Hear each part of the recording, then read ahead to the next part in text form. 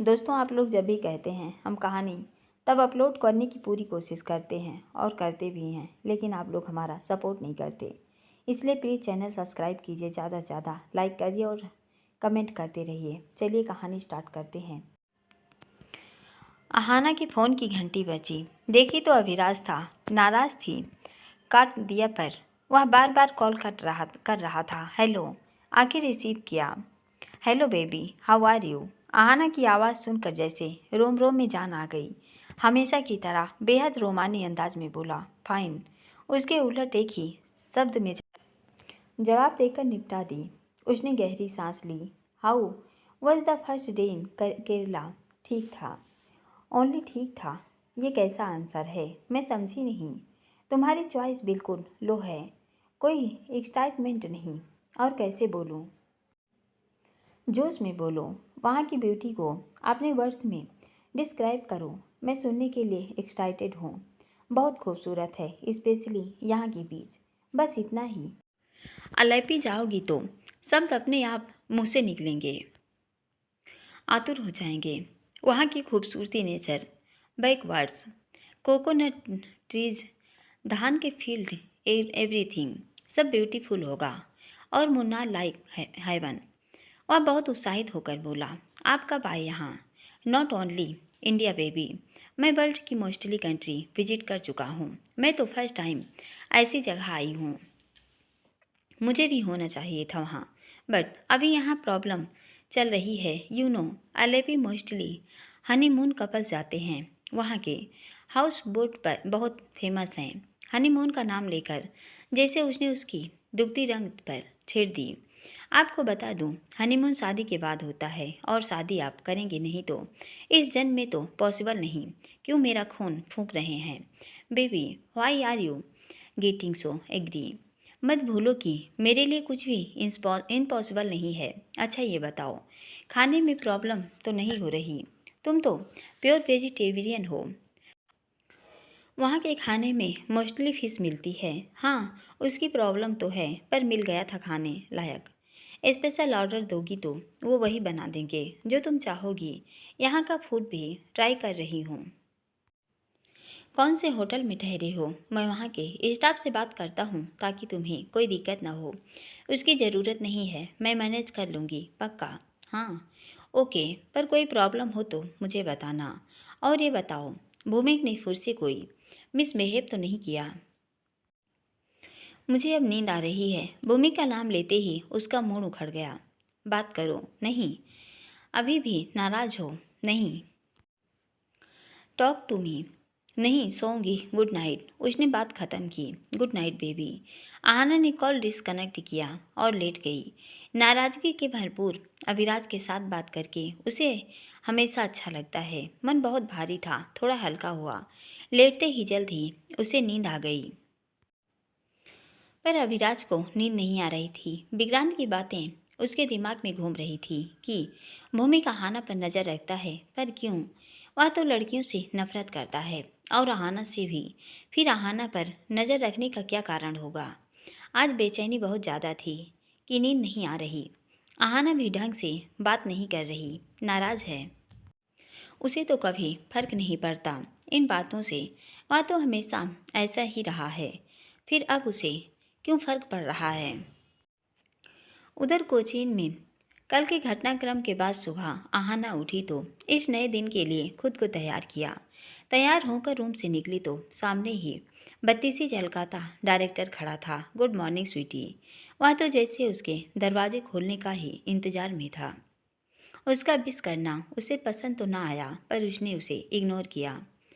हर छोटी बात दिल पर लगाएंगी तो यहाँ टिकना मुश्किल हो जाएगा। डायरेक्टर से अपने तरीके से निपटेगी कि वह नाराज़ भी ना हो और अपनी लाइन भी क्रॉस न करे। इससे निपटना इतना मुश्किल भी नहीं। जान का दुश्मन तो भूमिक है, जिसका खौफ डायरेक्टर पर भी कम नहीं की। वह अंदर रूम में आने की हिमाकत तो नहीं कर पाया, पर तेवर उसके कुछ बदले हों नहीं लग रहा था। उसने भी अनमने मन से उसका अभिवादन किया, और अब वे लोग पूरी यूनिट के साथ होटल से बाहर निकल अलेपी के लिए रवाना हो गए।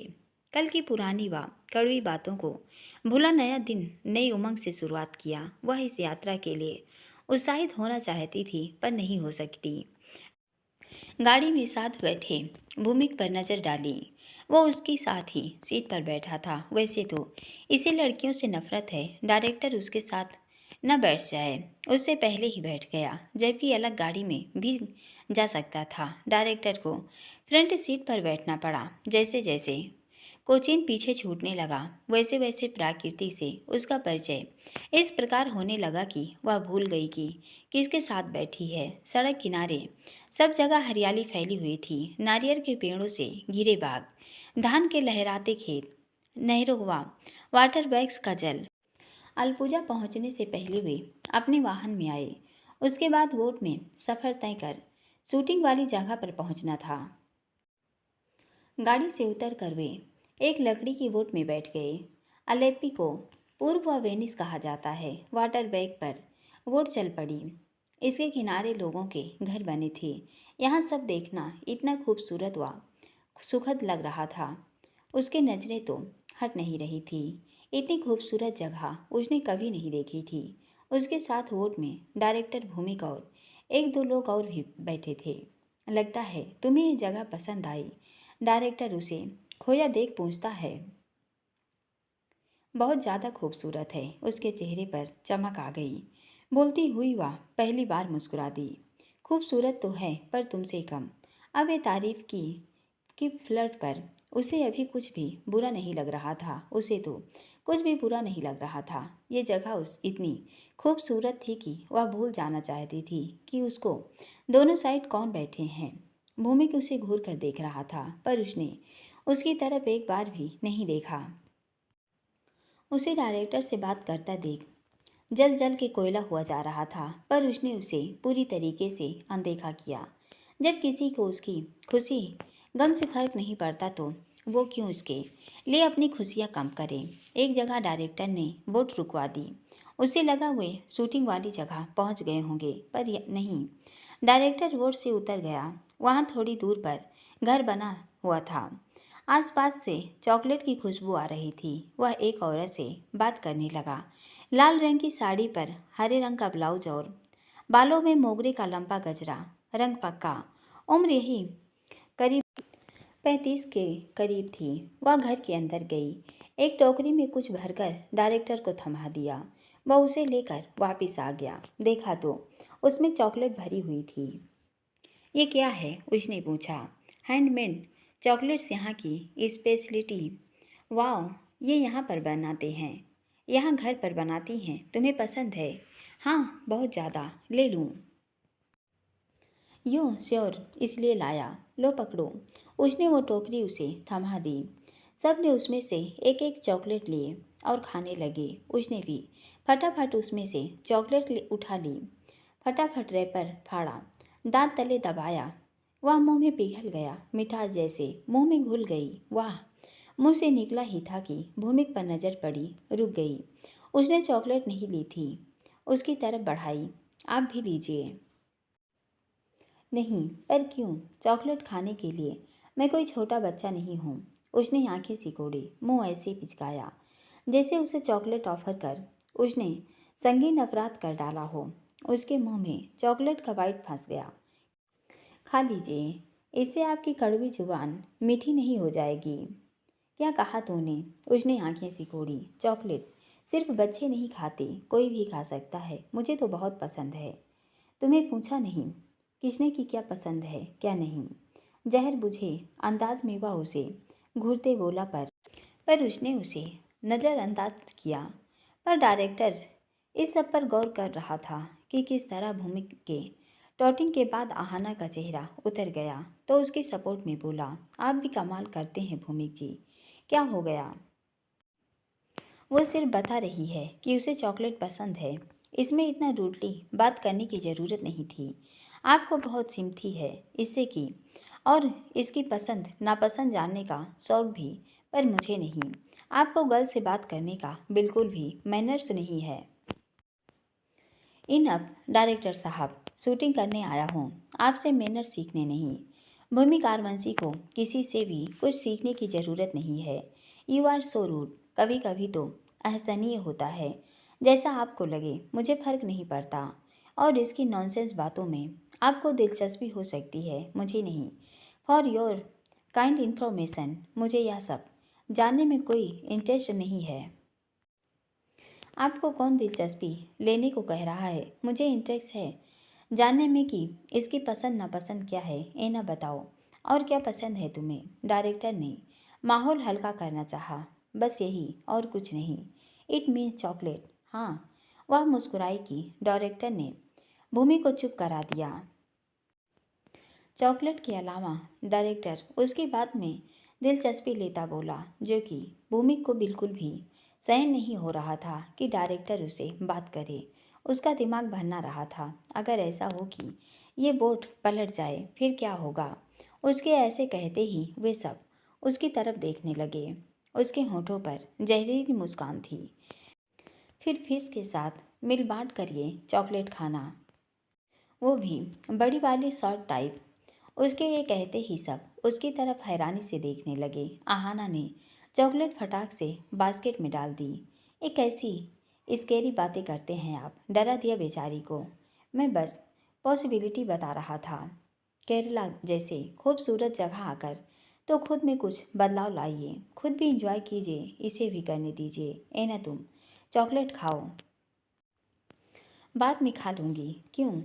कोई मुझे ऐसे घूरता रहेगा तो मुझसे कैसे खाया जाएगा? उसने रुआसा मुंह बनाया। इनफ इज इनफ, बहुत हो गया तुम्हारा। इतनी देर से तुम्हारी कीचड़ पिचड़ टॉलरेट कर रहा हूँ, माना कि पहली बार अपने औकात से बढ़कर मुंबई से बाहर निकली हो। इसका मतलब ये नहीं कि अपने होश हवास खो दो। मेरे सामने कोई ज़्यादा बोले मुझे पसंद नहीं, स्पेशली अगर वो कोई लड़की हो, और उस पर भी तुम हो तो बिल्कुल भी नहीं। समझ गई? उसने आंखें तरेरी। जी। वह मन मसोर कर रह गई, भूल गई थी कि अगर भूमिक जैसा नेगेटिव इंसान उसके आसपास है तो वो कैसे खुश रह सकती है। ना खुद रह सकता है, न दूसरों को रहने देता है। सारा उत्साह ठंडा पड़ गया। दिल के अरमान झील के पानी में बह गए। सब खामोश हो गए। अब बस नाव के पानी के आगे बढ़ने और चप्पू चलाने की आवाज़ आ रही थी। भूमि की धमकी के बाद आहाना चुपचाप बैठ गई। उसका कोई भरोसा नहीं। थोड़ी देर बाद वे शूटिंग वाली जगह पहुंच गए। ये जगह वाकई में बेहद खूबसूरत थी। दोनों तरफ झील थी, बीच एक छोटा सा टापू था। झील आगे जाकर समंदर से मिल रही थी। टापू पर नारियल के पेड़ों का घना जंगल था। उन्होंने शूटिंग के लिए एक बोट और एक हाउस बोट ली, जो 8 से 10 आधुनिक सुविधा युक्त कमरों वाला था। सबकी ज़रूरत का सामान हाउस बोट में था। इस हाउस बोट में 5 स्टार होटल की सुविधाएं मौजूद थी। सबको सेपरेट रूम दे दिए गए, जहां से वे शूटिंग के लिए तैयार होकर आ सकते थे। इस लोकेशन पर गाने के कुछ सीन शूट होने थे। उसका कॉस्ट्यूम जो केरला का पारंपरिक परिधान था। मेकअप आर्टिस्ट उसका मेकअप करने लगी। हरे रंग के बॉर्डर वाली सफ़ेद रंग की सिल्क की साड़ी, जिस पर हरे रंग का ब्लाउज, यह केरला की स्त्रियों का पारंपरिक परिधान है। बालों की लंबी गुत्थ बनाकर उसमें लाल व सफ़ेद रंग के फूलों का भरा हुआ गजरा, माथे पर लाल रंग की गोल बिंदी, मांग टीका, होठों पर गहरी लिपस्टिक और गले में लंबा रानी हार। तैयार होकर बाहर निकली तो सबकी नज़र उस पर जम गई। वह बेहद खूबसूरत लग रही थी। भूमिक भी सफ़ेद रंग की धोती के ऊपर सफ़ेद रंग की शर्ट और माथे पर चंदन का टीका लगाया गया। वह भी केरला की पारंपरिक ड्रेस में फब रहा था। झील में नाव तैर रही थी। दोनों को धीरे से उसमें उतारा गया। इसमें बैठकर ही कुछ दृश्य फिल्माए जाने थे। डायरेक्टर, कैमरामैन और अन्य सपोर्टिंग स्टाफ टापू पर थे। कोरियोग्राफर ने दोनों की सीन की रिहर्सल करवाई।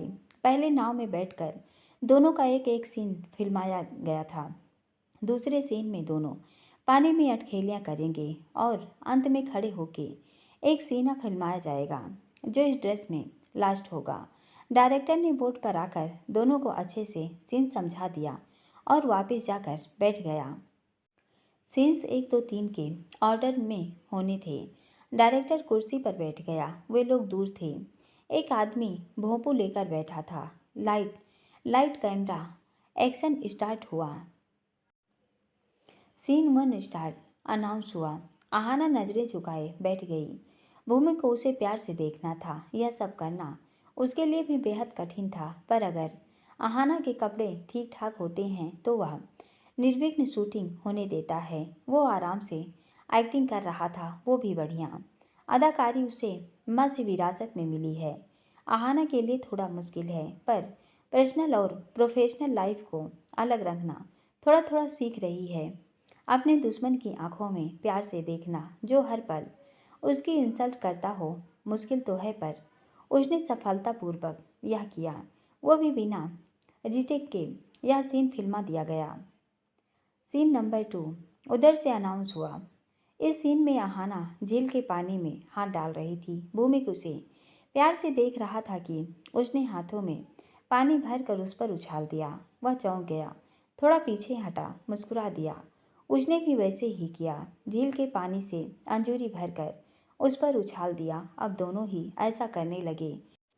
दोनों की नेचुरल खिलखिलाहट गूंजी। बेशक यह एक्टिंग थी, पर बिल्कुल रियल। इसमें आहाना उससे डरी नहीं और भूमिक भी मंजे अदाकार की तरह हंसा। डायरेक्टर खुश था। Good job. उसने हाथ का इशारा कर हौसला अफजाई की।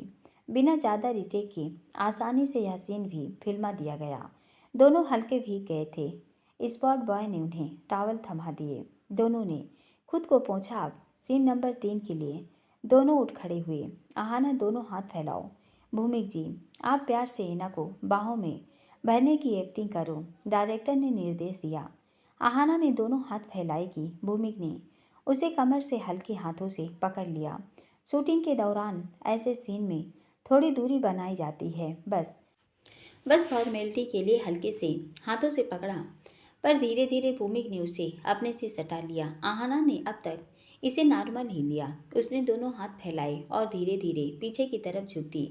भूमिक के कंधे पर सिर टिकाकर आंखें बंद कर ली। इस दौरान भूमिक को भी सिर पीछे की तरफ झुकाना था और आंखें बंद करनी थी। यह सीन 308 डिग्री एंगल पर फिल्माया जा रहा था। एक ड्रोन कैमरा आसमान में गोते खा रहा था, जो इस पूरे सीन को फिल्मा रहा था। ऐसे सीन की कल्पना किसी के लिए भी बेहद रोमांटिक होगी। भूमिक को भी न जाने क्या हुआ कि वह भूल ही गया कि वह एक एक्टिंग कर रहा है। उसे आहाना पर हल्के हाथों से पकड़ बनानी थी, पर अब उसके हाथों की पकड़ अपने पेट पर साफ महसूस हो रही थी। वह एक्टिंग नहीं थी। उसे जल्द ही आभास हुआ जब उसकी तेज चलती गर्म सांसें अपने कानों के पास महसूस हुई। वह पीछे झुकने के बजाय हल्का सा आगे झुकता जा रहा था। ऐसे सीन में फॉर्मेलिटी के लिए ये होता है, पर यह एक्टिंग नहीं थी। उसके होंठ उसकी गर्दन पर जमते जमते की उसकी आंखें खोल दी। भूमिक उसकी गर्दन पर चूमने से सफल होता कि उसने उसे जोर लगाकर पीछे की तरफ धक्का दे दिया, जिससे उसका बैलेंस बिगड़ गया। आहाना ने खुद को उसे छुड़ा लिया तो वो नीचे बैठ गया। कट इट, डायरेक्टर की आवाज़ गूंजी। आहाना ने उसे घूर कर देखा, पर भूमिक ने नजरें चुरा ली। डायरेक्टर बोर्ड के पास आ गया। क्या हुआ है ना, तुमने भूमिक को धक्का क्यों दिया? सीन एकदम परफेक्ट जा रहा था। गुस्से से आहाना का चेहरा तिलमिला गया। भूमिक जी, क्या है ये? भूमिक का चेहरा भी लाल हो गया। वही आहाना के गुस्से के मारे आंसू निकल आए। बोर्ड से बाहर आने हाथ बढ़ाती है तो डायरेक्टर उसे बाहर आने में मदद करता है। क्या हुआ? डायरेक्टर ने पूछा। ये तो सीन का हिस्सा नहीं था, पर कोई बात नहीं। इतना परफेक्ट सीन है, एकदम रियल। अब यही सीन रखा जाएगा। आप जाइए और दूसरे सीन के लिए ड्रेस चेंज करके आओ। वह कुछ नहीं बोली, आंसू पोंछती चली गई। भूमिक अभी भी बोट में ऐसे ही बैठा था। क्या हुआ भूमिक जी? खुद पर कंट्रोल रखना था। डायरेक्टर ने उसकी इस हालत पर मुस्कुराते हुए चुटकी ली तो वह झेप गया। सॉरी। ऐना नाराज हो गई है। वह आहाना की तरफ देखने लगा, जो हाउस बोट में ड्रेस चेंज करने चली गई। जो भी कहो, सीन एकदम परफेक्ट शूट हो गया है। ऐसे ही शानदार एक्टिंग करते रहिए। आपकी अदाकारी कमाल है, बेमिसाल है। डायरेक्टर ने खुशी जताई। जाइए, अब आप भी कॉस्ट्यूम चेंज करके आइए, दूसरा सीन फिल्माया जाना है। ओके। वह उठकर जाने लगा। और हाँ, गलती एक बार हो तो माफ़ी मिलती है, बार बार नहीं। डायरेक्टर ने इशारों इशारों में उसकी गलती का एहसास कराया। क्या करना चाहते हैं? माना कि ऐना खूबसूरत है, कोई भी अपना कंट्रोल खो दे। फिर भी एक बात कहूँगा, बी प्रोफेशनल। शूटिंग के दौरान एक्टर को एक्ट्रेस से एक निश्चित दूरी मेंटेन रखनी जरूरी है। साथ ही खुद पर कंट्रोल भी, अदरवाइज गलत इंप्रेशन जाता है, साथ ही छवि खराब होती है। बस यही कहना चाहता हूँ कि अपने गुस्से पर और खुद पर काबू रखिए। आप बॉलीवुड का चमकता सितारा हैं। इस छवि को खराब मत कीजिए। डायरेक्टर की बातों से भूमि झेप गया, चलता हुआ हाउस बोट पर आ गया और अपने रूम में ड्रेस चेंज करने लगा। आहाना भी अंदर आकर माथे पर झलक आए, पसीने को साफ करने लगी। इतने दिन से भूमि के साथ शूटिंग कर रही है। कभी कभी कोई क्लोज सीन भी होता है, पर वह ऐसा कभी नहीं करता था। वह उसके साथ गुस्से से पेश आए, वह संभाल लेती है, क्योंकि वह गुस्से में भी एक निश्चित दूरी बना कर रखता है। उस रात को छोड़कर उसने कभी उसके साथ छेड़खानी करने या इस तरह नज़दीक आने की कोशिश नहीं की। उस दिन भी इसलिए किया कि वह गुस्से में था और ड्रिंक की हुई थी। न जाने कितनी बार ये दोनों अकेले मिले, पर कभी उसने ऐसा नहीं किया। कहीं वह डायरेक्टर की वजह से तो ऐसा नहीं कर रहा। पहले भी उसने रेहान की वजह से ऐसा किया था। क्या करें, कुछ समझ नहीं आ रहा था। डायरेक्टर को जल्द ही चेताना पड़ेगा कि वह अपनी लाइन क्रॉस न करे, वरना भूमि का ये रूप संभालना उसके बस का नहीं। उसकी समस्याओं का क्या कोई समाधान नहीं? अकेली लड़की का जीना इतना मुश्किल क्यों होता है? यदि घर से निकल अपनी पहचान बनाना चाहती है तो न जाने कितनी प्रकार की परेशानियों से दो चार होना पड़ता है। चेहरा दोनों हाथों से ढक लिया। दरवाजे पर दस्तक हुई। डायरेक्टर साहब बुला रहे हैं। स्पॉट बॉय था। पुरानी बातों को परे झटक एक गहरी सांस ली, खुद को मजबूत किया। दरवाज़ा खोलकर बाहर आ गई। रेड कलर का घुटने तक का घेरदार गाउन पहन कर आ गई। अब हाउस बोट के डेक पर सीन फिल्माया जाना था। मन मजबूत किया और बाहर आ गई, जहाँ पहले ही सब लोग पहुँच चुके थे। अब वहाँ उसे भूमि के नज़दीक जाने से हिचकिचाहट होने लगी। थोड़ा डर भी गई है। एक जगह पर खड़ी हो गई। उसे गुमसुम और घबराया देख डायरेक्टर उसके पास आ गया। आर यू ओके ऐना? वह चौंक गई। या उसने नकली सी मुस्कान होठों पर बिखेरी। सहज होने का प्रयास किया तो वह उसके आउटफिट को गौर से देखने लगा, जिसमें वह भलक ही खूबसूरत लग रही थी। ब्यूटीफुल, डायरेक्टर खुद में खोता बोला तो वह उसे अनमने भाव से देखने लगी। तो उसने मुंह तुरंत खुद को संभाला, बात बदली। Red colour is perfect on you. सहज होने के प्रयास में वह जबरदस्ती मुस्कुराया। Thank you. वह झेप गई, सामने झील को देखने लगी। कितनी खूबसूरत सीन है, बहुत ज़्यादा। वह उसके दोनों कंधों पर हाथ रखता। इतनी खूबसूरत जगह पर तुम्हारा इस तरह घबराना हमारी पूरी मेहनत और पैसे पर पानी फेर देगा। कहना क्या चाहते हैं मैं समझी नहीं। बी रिलैक्स, पर forget what happened a while ago, focus on the scene. फिर उसे स्ट्रिप थमाई। इसे पकड़ो, सीन समझो, पिछला इंसिडेंट भूल जाओ, उसे दिमाग पर हावी मत होने दो। बिलीव मी, अब ऐसा कुछ भी रिपीट नहीं होगा। ओके जी। उसने गर्दन हिलाई। डायरेक्टर उसे स्क्रिप्ट थमाकर और समझाकर भूमि की तरफ मुड़ा। ब्लैक कलर के सूट पर वाइट कलर की शर्ट, जिसके ऊपर के दो बटन खुले थे। ब्लैक कलर का लेदर शूज उसने लोहे की बनी पतली सी रेलिंग के ऊपर टिका रखा था, जो डेक के चारों ओर बना था।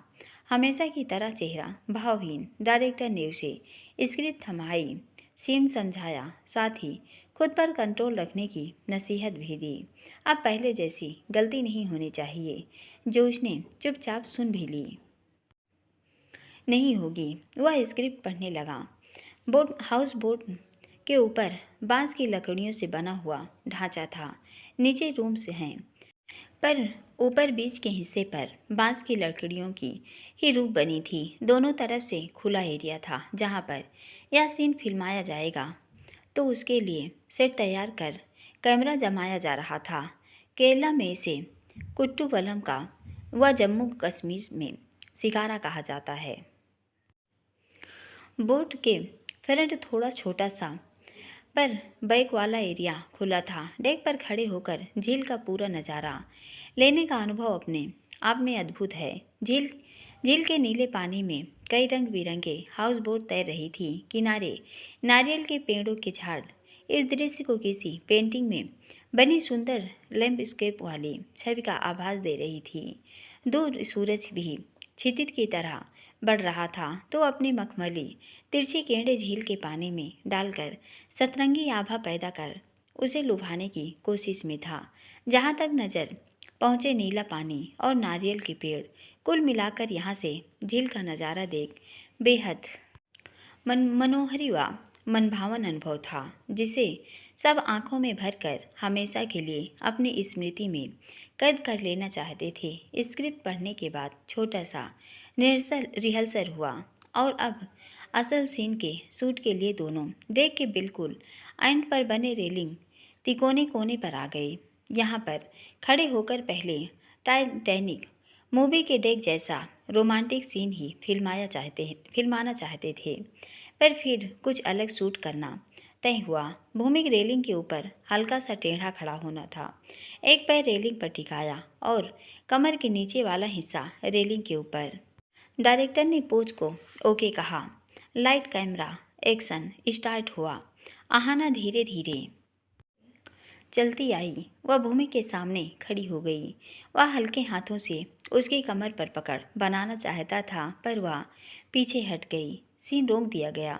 2-3 रीटेक के बाद आखिर वह सामान्य हुई। भूमि ने उसकी कमर में हल्के हाथों से बाजुएं बांधी। दोनों को एक दूसरे की आंखों में देखकर खो जाना था। पहले सीन के अनुभव से आहाना घबराई हुई थी। जैसे ही उसने उस पर पकड़ बनाई वह सहम गई, पर इस बार भूमिक ने कुछ भी वैसे नहीं किया। उसकी पकड़ हल्की ही रही। कोरियोग्राफर ने इसी पोज में 2-3 स्टेप करवाए और उसके बाद डेक के तरफ वाला यह सीन भी सफलतापूर्वक फिल्मा दिया गया। अब आहाना थोड़ा शांत हुई। बाकी की शूटिंग डेक की दूसरी तरफ होगी, तो उस तरफ शूटिंग में व्यस्त हो गए। इधर उधर शाम का समय हुआ। अविराज चाइना से आई एक पार्टी के साथ बिजनेस मीटिंग में था।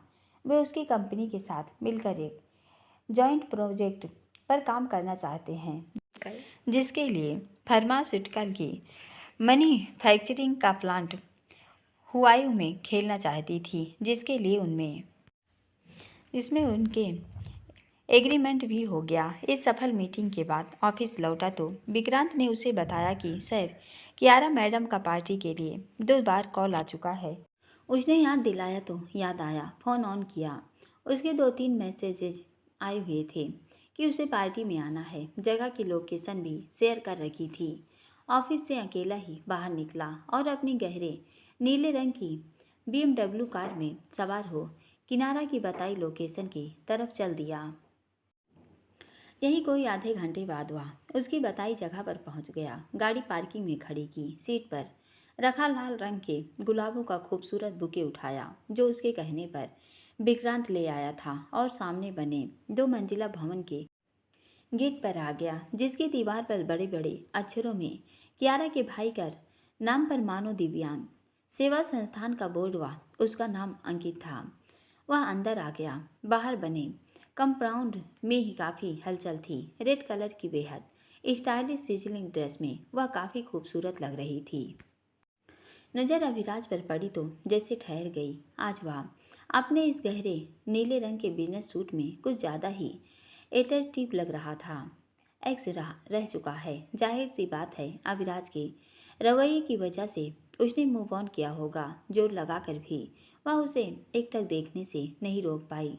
गोरे रंग पर उसका बियर्ड लुक फबता है। सुनहरी भूरी आंखें उतनी ही गहरी व अभिव्यंजक हैं जितनी गहराई के लिए उसका व्यक्तित्व। बिना पिए ही हल्की नशीली नज़र आने वाली आंखों में देखने पर भी कोई भी खो सकता है। उससे भी अधिक उसकी गजब ढाती मुस्कान। हाय बर्थडे गर्ल। उसके बोलने पर ही वह चौंकी तो उसे ताकना छोड़ दिया। Oh hi handsome. You look so good today. बोलते हुए उसके गहरे लाल रंग की लिपसेट लगे होठों पर गहरी मुस्कान बिखर गई। खूबसूरत चेहरे की खूबसूरती कुछ अधिक बढ़ गई। Thank you for compliment. You are also looking very beautiful. वह उसकी तरफ बुके बढ़ाता है। Happy birthday Kiara. Wishing you many more candles to blow. वह मुस्कुराकर उसे हाथों में थाम लेती है। Thank you so much dear. I am so glad you came here. उसने उसे हल्के से हक कर कान के पास जाकर पाउट बनाकर उसका अभिवादन किया। को नाक के पास ले जाकर महक ली। I love red rose specially अगर वो किसी खास ने दिया हो। Thank you so much welcome.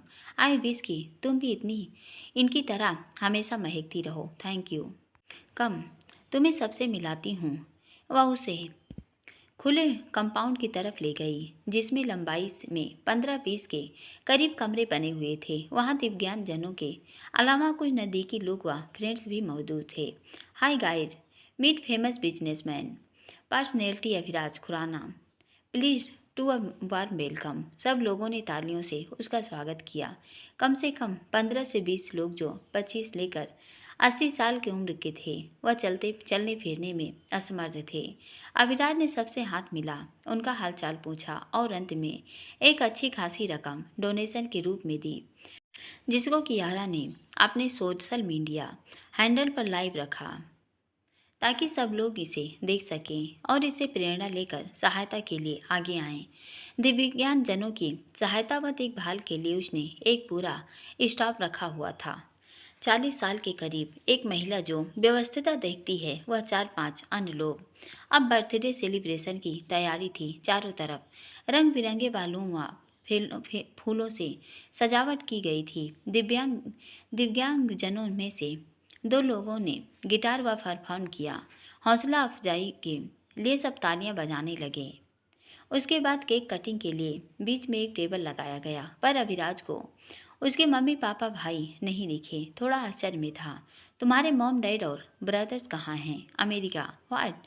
सुनकर वह चौंक गया। हाँ। वाई? भाई के ट्रीटमेंट के लिए। आज मैं उनको मिस कर रही थी, इसलिए सबके साथ सेलिब्रेट करने का सोचा। ओके, तुम्हारी बर्थडे सेलिब्रेट करने का यह आइडिया बहुत अच्छा था। भगवान की नाइंसाफ़ी झेल रहे इन लोगों को भी खुशी पाने का हक है। हाँ। इतने में केक लाया गया। सभी लोग जो व्हील चेयर पर बैठे थे चारों तरफ आ गए। कियारा अपने भाई को वीडियो कॉल पर लेती है जो उस समय हॉस्पिटल में था और केक काटती है। उसके भाई मॉम डैड ने भी उसे विश किया, साथ ही अभिराज ने भी उसे केक खिलाकर विश किया। उसके बाद भी कुछ देर अभिराज वहाँ रुका और अब उसने जाने की परमिशन मांगी। Now I will go in enjoy. बेट अभी व्हाट हैपेंड? ये वाली पार्टी तो सबके साथ हो गई, पर घर भी छोटी सी डिनर पार्टी रखी है। अगर तुम भी ज्वाइन करोगे तो मुझे बहुत अच्छा लगेगा। सॉरी, पर मैं घर नहीं आ सकता। यू नो वेरी वेल कि मैं डिनर आरुल विला में ही करता हूँ, वो भी फिक्स टाइम पर। I know, but I feel very lonely today. मेरे स्पेशल डे पर मॉम डैड भी नहीं हैं, इसलिए ज़्यादा महसूस हो रहा है। प्लीज़, मुझे 9 o'clock तक वापस जाना होता है, उससे पहले तुम चले जाना। बात समझो, घर में ऑलरेडी प्रॉब्लम चल रही है। मंसू के साथ जो हुआ है, घर पर ऑलरेडी टेंस सिचुएशन क्रिएट हो रखी है। मैं पार्टी इंजॉय करूँगा, अच्छा नहीं लगेगा। प्लीज़, पहले भी तो तुमने मेरे साथ डिनर बाहर किया है, ऐसा तो नहीं कि पहली बार है। तब हम रिलेशनशिप में थे, तो क्या हुआ, दोस्त होने के नाते। Okay, thank you so much. उसके होठों पर लंबी सी मुस्कान आ गई। सबसे मिलकर वह बाहर आ गई और उसके साथ गाड़ी में बैठ गई। कुछ देर बाद घर पहुंचे। मुख्य दरवाजे से अंदर आए। वहाँ अच्छी खासी बर्थडे की डेकोरेशन की गई थी, पर हैरत की बात थी, नौकरियों के सिवा वहाँ कोई भी नहीं था। ये क्या है? यहाँ तो कोई भी नहीं। तुम आ गए और मुझे किसी की ज़रूरत नहीं। तो पर तुमने कहा था पार्टी है। हाँ, पर जानती हूँ कि तुम्हें ज़्यादा शोर शराबा पसंद नहीं, इसलिए सिर्फ मैं और तुम। वह हाथ बढ़ाकर उसे सोफे पर बिठा देती है। किचन में जाकर कोको निर्देश देती है और वापस आ गई। अभी जब हम किसी चीज़ को खो देते हैं तब हमें उसकी वैल्यू समझ आती है। हाँ, वो तो है। जैसे प्रांजल के जाने के बाद वंशिका बहुत बदल गई है, बहुत उदास हो गई है। पता नहीं चला उसका। नहीं, पता नहीं कहाँ चला गया। वंशिका के लिए बहुत बुरा लगता है। इसी तरह मैंने भी महसूस किया जब तुमसे दूर हुई। ये क्या कह रही हो? तुम तो आसानी से आगे बढ़ जाते हो, पर हर कोई तुम्हारी तरह नहीं होता। मुझे ऐसी बातें सुनने के लिए रोका है? बिल्कुल भी नहीं। मैंने तुम्हारे साथ टाइम स्पेंड करना चाहती थी। अकेला फील कर रही थी अविराज खुराना के साथ। अगर डिनर करने का मौका मिले तो कौन छोड़ना चाहेगा? इसलिए जिद करके यहाँ ले आई। उसने इशारा किया और उसके सर्वेंट ने खाने की टेबल सजानी शुरू कर दी। उसने म्यूजिक सिस्टम ऑन कर दिया। थोड़ी देर में टेबल सज गई। जब उन्होंने रेड वाइन की बोतल के साथ 2 वाइन के गिलास रखे तो वह चौंक गया। ये क्या है? वाइन और क्या? तुम जानती हो मैं यह सब नहीं लेता। ओके, जनरली तो तुम भी लेते हो, फिर इतने क्यों सरप्राइज हो रहे हो? हाँ, पर जब बहुत स्पेशल हो। आज भी स्पेशल समझ लो, या मैं खुद डिसाइड करता हूँ कि कब स्पेशल है कब नहीं। इस समय नहीं लूँगा, प्लीज़